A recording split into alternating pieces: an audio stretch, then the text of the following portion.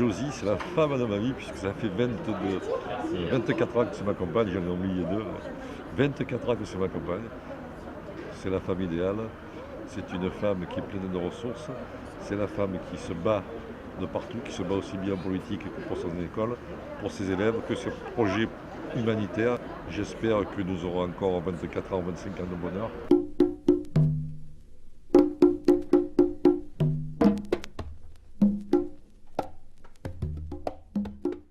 L'aventure a commencé comme ça. Action contre la faim, je l'ai vite une fois un an passé, donc je suis revenue.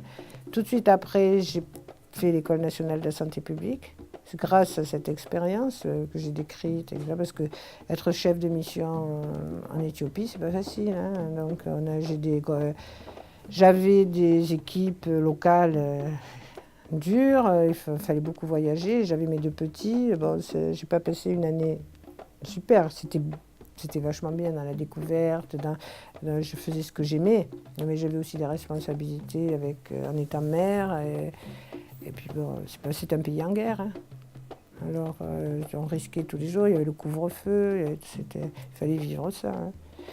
Donc je suis revenue à l'école d'infirmière de Tulle, et puis là j'ai dit c'est fini, il faut que je fasse autre chose, il faut que je devienne directeur quelque part, de façon à passer mes idées, parce que quand on est cadre, on ne peut pas complètement passer ses idées, on peut les passer au niveau des étudiants, mais pas suffisamment, quoi.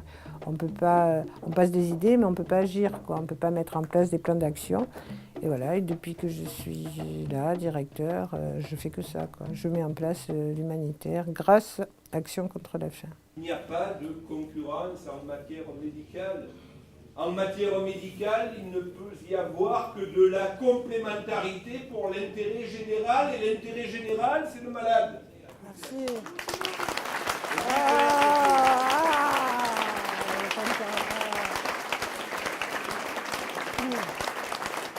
Elle a la fougue, lui, hein. Ouais, c'est passionné, fougue. De quoi? De l'UDI, et moi je veux le quitter. Bon, Je veux on a le le temps quitter. de penser à tout ça. Aujourd'hui, il faut penser aux malades. Ah, mais moi j'y pense. Alors, qu'est-ce que j'ai fait? Je vous propose 3 dates pour le repas direction. J'ai rien entre les dents. Non, Ah bon, ça va. tu peux parler. Qu'est-ce que tu as à me dire? Alors tu es fière de l'opération que j'ai montée? Super. Ah, voilà, tu es heureuse. Super. Tu as vu, hein, les étudiants, ils se sont donnés. Pleine de bonheur. Excusez-moi. C'est moi qui filme, c'est moi, une femme extraordinaire. Docteur Bruce, qui est quand même urgentiste, anesthésiste, président de la commission hygiène. C'est une femme admirable, À part ça, une femme dynamique, ça, c'est dure. c'est facile, c'est pour tout le monde. Ça, Non, ça va, ça non, convient à tout le monde. Dynamique, admirable, dure, t'as pas autre chose. Non. Plus pétulante. Je pense que tu as 1 million d'idées à la minute, et donc il faut arriver à suivre toutes tes idées. Mais de temps en temps, c'est quand même dur. Mais bon, si tu es avec moi, si tu continues à être avec moi, c'est que ça te convient quelque part. Et moi, si je te garde, c'est c'est pareil. que tu me conviens.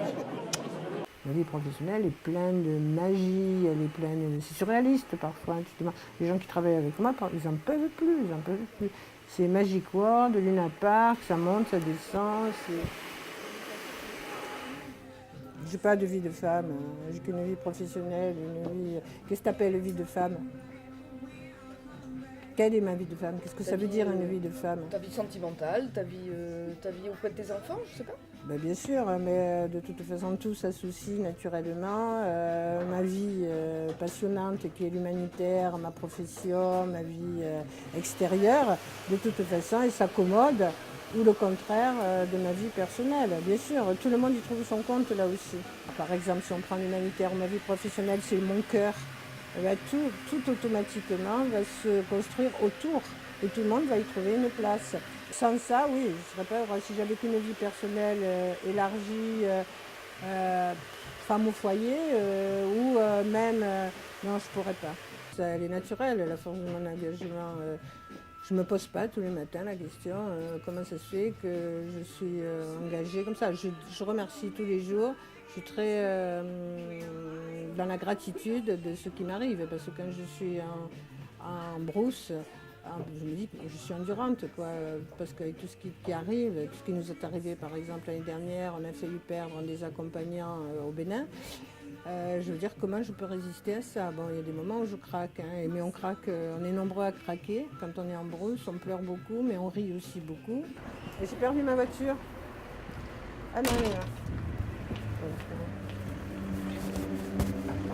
On n'est pas les Pères Noël qui défaisons les colis et donnant des jouets aux pauvres enfants. C'est pas du tout ça, hein. C'est très difficile de savoir se situer dans un pays qui est en grande souffrance et qui est dans la misère. Quand on se déplace, on n'est plus rien, on donne tout. Il faut être humble. Et l'humilité, ben écoutez, ça s'apprend tous les jours et surtout dans ce contexte-là. Ah, les chochottes, j'en veux pas. Les nonnettes, j'en veux pas. Les filles à papa, maman qui ont peur de tout, j'en veux pas. Christelle, ça va pas? Je vous ai dit que vous veniez avec moi, je fais que vous attendre. Comment vous voulez me coacher si vous n'êtes pas là? Non, vous m'avez dit oui. Non, vous m'avez dit oui. Oui, oui, vous m'avez dit oui, oui, non. Mais... Peut-être que je les bouscule, effectivement, pour... Oui, peut-être pour pas encore me voir, pour pas sentir ma sensibilité, ou j'en sais rien, mais bien sûr, mais les bousculer, c'est pas être méchant. C'est mettre un moteur dans leur... c'est un tigre dans leur moteur, ou leur dire, allez, avancez, vous êtes capable de faire beaucoup mieux, et j'attends beaucoup mieux de vous. Ce qui me touche, c'est dans des situations dramatiques, où il n'y a pas d'issue, quasiment, et bien ces gens-là vont trouver, dans leur malheur, comme une rose qui va pousser sur du fumier. Voilà. Ils vont trouver un moyen de se rendre la vie possible, quoi, sans se tuer. Alors en Afrique, c'est plus facile d'aider, mais si on réfléchit bien, on va aider combien de temps? Pour combien de temps? Alors tu fais tout pour que ça n'existe plus.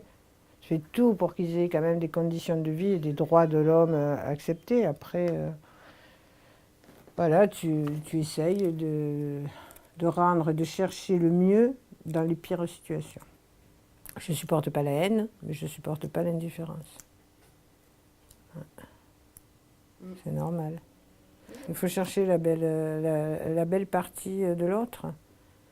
Mais quand il te montre que sa mauvaise continuellement, tu as du mal à trouver la fleur, là. C'est le cœur. C'est très très difficile parfois. Puis les gens se construisent autour de tout un raisonnement de susceptibilité, de frustration, d'égocentrisme. Et ils vivent tous, moi peut-être aussi, hein, dans des cages qui font que ce sont plus eux, quoi. Et tout est froissé à l'intérieur. Parce qu'ils ont tellement raccourci l'espace vital où le cœur peut fonctionner, où je parle en image, là, le cœur, qu'il n'y a plus de place, tout est racorni, tout est... Alors qu'en fait, si tu fais péter les barrières et les limites, ça va beaucoup mieux. Tu respires et tu peux donner alors. Tu peux donner parce que tu existes. C'est des métiers difficiles qu'on fait aussi. Mais toi, il t'arrive de pleurer? Tout le temps, avec les étudiants, avec les cadres, tout le temps. Tout le temps. Alors, tout à l'heure, j'ai vu docteur Chadapo, hier. Et Chadapo. Et tu l'aimes beaucoup? Oui, beaucoup. Et donc, il m'a raconté une anecdote qui l'avait touché. Quand? Qui s'est passée il y a quelque temps. Et donc, il m'a raconté, et je vais te la raconter. Et il m'a dit qu'il voulait partir avec toi en voyage humanitaire.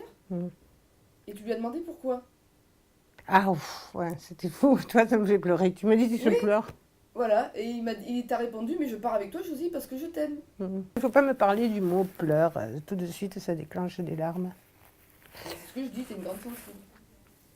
Je ne sais pas si c'est ce mot qu'il faut employer. C'est pas de la sensibilité, ouais, c'est de l'émotion, si tu veux, qui n'est pas gérée. Est-ce que justement l'amour amène sur le chemin de la connaissance, de la vérité, de la sensibilité, de tout? C'est vrai. Est-ce que c'est vrai?